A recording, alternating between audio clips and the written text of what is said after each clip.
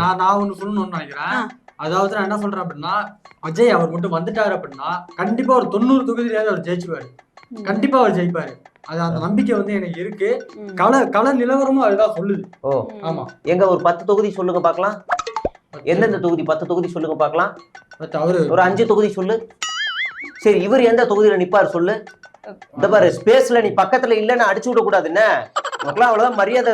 BP ஏறுது, எனக்கு tension ஆகுன்னு சொல்லிட்டேன் நானு. தேவையில்லாம இஷ்டமா எதையா பேசிட்டு இருக்க கூடாது.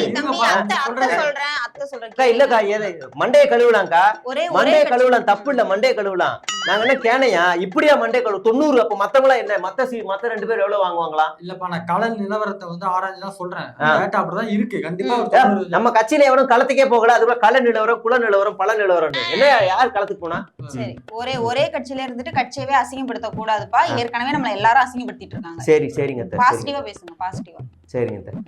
இந்த லியோ 2க்கு தான் வெயிட்டிங் தான் எல்லாருமே. லியோ 2 வந்துச்சுன்னா நம்ம தலைவர் வெளில வந்துருவாரு.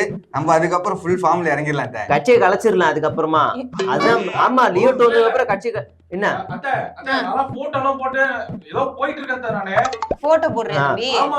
நானு கேவலம் புஷிக்கெல்லாம் ஃபயர் விட்டுக்கிட்டு இருந்தேன். எப்படி போயிட்டு இருக்கு தெரியுமா? அதெல்லாம் மோசமா போயிட்டு இருக்கு. நானு எனக்கே ஒரு மாதிரி மூஞ்சி அப்படின்னு ஃபயர் பட்டன் அமுக்குறேன்.